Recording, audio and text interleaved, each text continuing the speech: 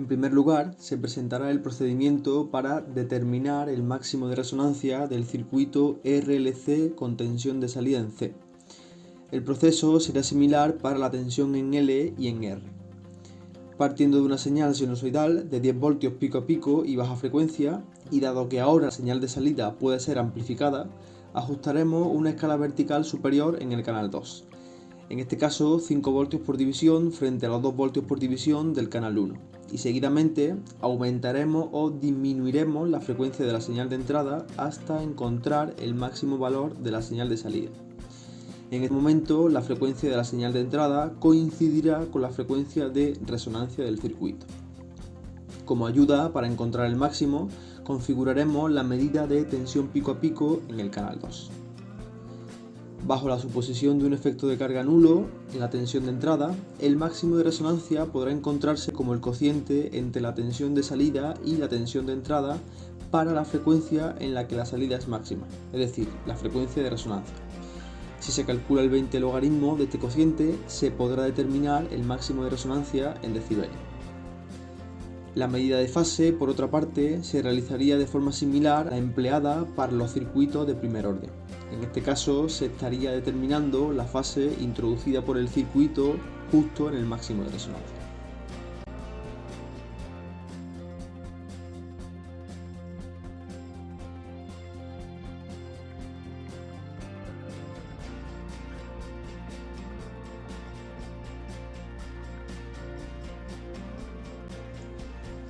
Otro aspecto interesante es el análisis de la respuesta al escalón del circuito. En concreto, la medida del máximo sobreimpulso, el tiempo en el que ocurre y la frecuencia de la oscilación amortiguada. Ahora configuraremos una señal cuadrada de 10 voltios pico a pico, 5 voltios de offset y 1 kHz. A continuación, también ajustaremos la escala vertical y horizontal para visualizar la respuesta subamortiguada del circuito con tensión de salida en C.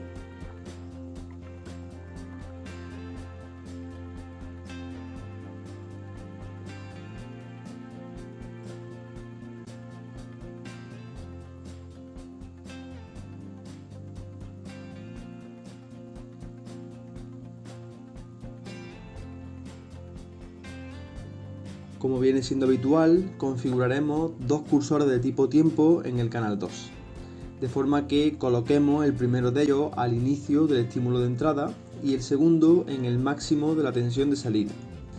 Una vez aquí podremos visualizar la posición del cursor 2 tanto en tiempo como en tensión, es decir, aproximadamente unos 32,4 microsegundos y 16,4 voltios respectivamente, siendo estos dos valores el tiempo de pico y el máximo valor de la tensión de salida respectivamente. El máximo sobreimpulso vendrá dado por la diferencia entre el máximo y la amplitud de la tensión de entrada, en este caso unos 11,6 voltios aproximadamente, tal y como se apreciaba en las pantallas anteriores.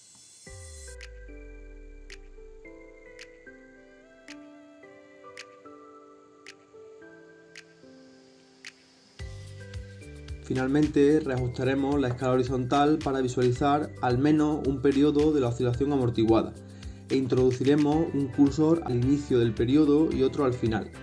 La lectura de la diferencia, ΔT igual a 64 microsegundos, será el periodo, mientras que la inversa será la frecuencia de la oscilación amortiguada, concretamente unos 15,63 kHz.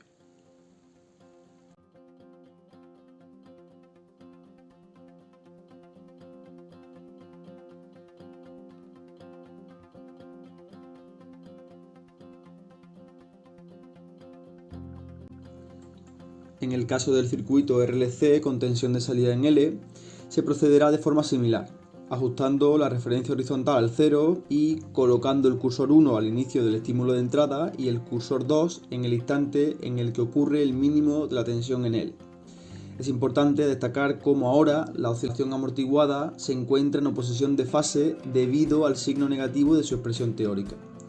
Esto provoca que encontremos el semiciclo negativo y por tanto el mínimo antes del semiciclo positivo. Además, el valor de la tensión en régimen permanente o estacionario es nulo, al contrario de lo que ocurría con la tensión en C, ya que al transcurrir el tiempo la señal tiende a 0 voltios. En este caso, el mínimo se encuentra en torno a 7 voltios negativo y ocurre 30,40 microsegundos después de la aplicación de la entrada de escalón.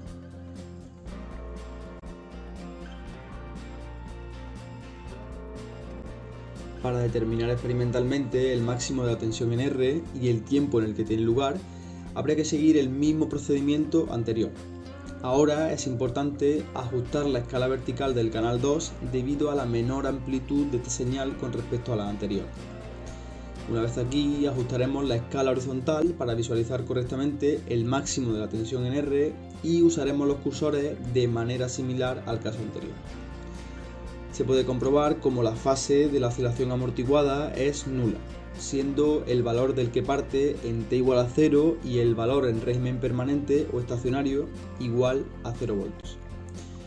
Finalmente, obtenemos un máximo de tensión de aproximadamente 1,7 voltios a 14,60 microsegundos de la aplicación de la entrada de escalón.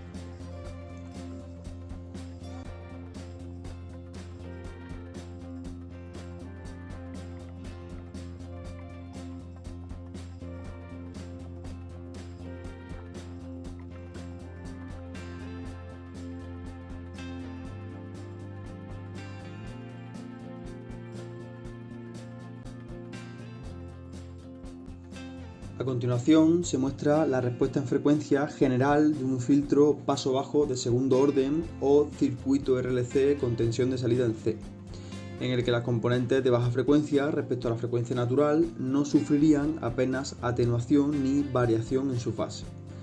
Además, a la frecuencia de resonancia, muy próxima a la natural, encontraríamos el máximo de resonancia en el que el circuito introduce una fase de menos 90 grados.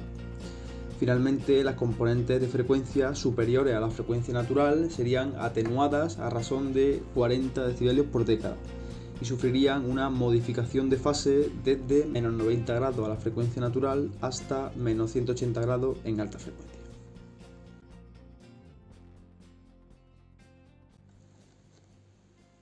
El comportamiento del circuito RLC con tensión de salida en L o filtro paso alto de segundo orden sería justo lo opuesto, manteniendo el máximo de resonancia alrededor de la frecuencia natural y en el que el circuito ahora introduce un desfase de 90 grados, atenuando las componentes de baja frecuencia respecto a la frecuencia natural e introduciendo un desfase de 180 grados y sin introducir apenas variación en tensión de entrada de alta frecuencia respecto a la frecuencia natural del circuito.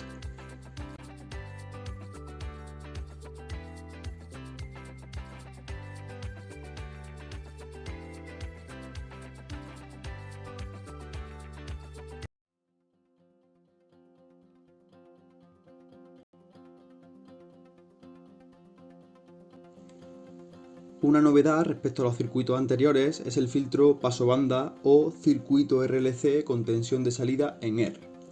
Este se emplea para atenuar frecuencias de baja y alta frecuencia respecto a la frecuencia natural del circuito, introduciendo una fase de 90 grados y de menos 90 grados respectivamente. Ahora, en torno a la frecuencia natural no existe ningún máximo de resonancia, obteniendo una ganancia unidad o de 0 decibelios. Finalmente, la fase introducida por el circuito en este punto sería de 0 grados, por lo tanto, la salida se encontraría en fase con la entrada para esta frecuencia.